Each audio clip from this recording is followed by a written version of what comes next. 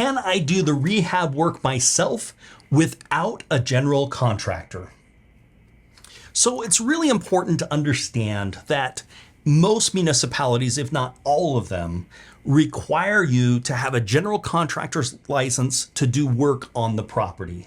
The exception to that is if you're doing work on your own property. So in most cases, they'll allow you to pull your own permits if it's for your own personal residency where you live in order for you to do the construction on that. But it can't be for investment purposes. It can't be those types of things. It's got to be your permanent residency that they'll allow that. However, when you do that, they still require all of the subcontractors to be licensed as well. So like an electrician, a plumber, those types of things, HVAC, they've got to be licensed in that specific field in order for them to be able to do the work on that property. So no matter what, you're working with those licenses. So for an investment property, the work that's going to be done there is going to need to be done under a general contractor's license, under his umbrella. If you are a general contractor, you can do the work yourself.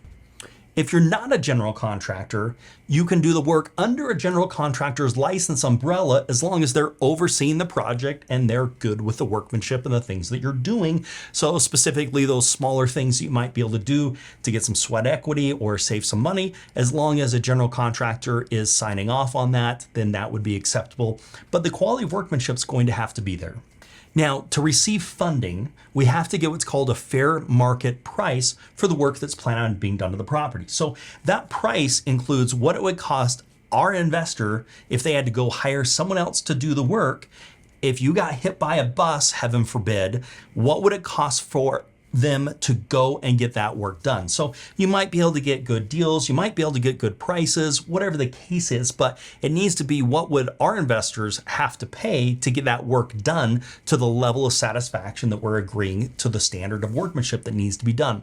That is the amount of money that needs to be held in the escrow account, and then draws will be taken out on that. Now, what if you are able to get it done for less money? Then once you sell the property or refinance that property, you will be getting a check, or more specifically an ACH of those funds will be coming to you once the property is paid off, and that will be an increase in your profits. Now, this bid is necessary even if you are doing the work yourself as a general contractor. We're still going to need another contractor's bid to show us what the cost would be for them to come in and do the work if something happened to you, and it's got to be fair market pricing.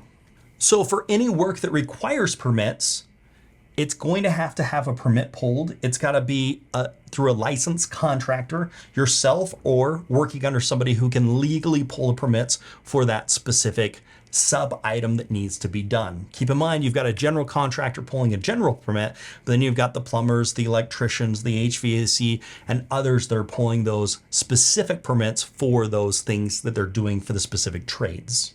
If you plan to do the work yourself, we've got two different payment methods. Number one, we can reimburse you for materials only. So the idea is you don't get to make money if you're acting as your own general contractor along the way. You'll realize that profit when you sell the property or refinance that property. That's when you'll realize that profit. And as I said, if there's extra money, when that happens, you'll be getting that as well.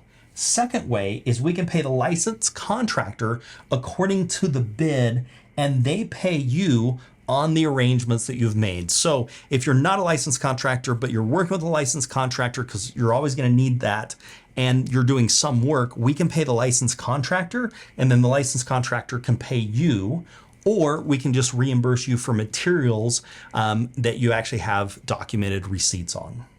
Now, if we only reimburse you for materials, because that's the choice, the decision you want to go with, the extra money for that labor cost is going to continue to be held in the escrow account.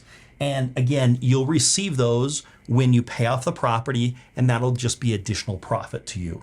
What if it's just basic work like painting? What if it's like doing flooring? We still need to have a general contractor that the work is being completed under. So that's always going to require a general contractor, irregardless of what work is being performed. Remember, our whole goal here is to make sure the work is done properly and legally, while protecting you and protecting the investment and protecting our investors and everyone's interest to make sure this project is successful.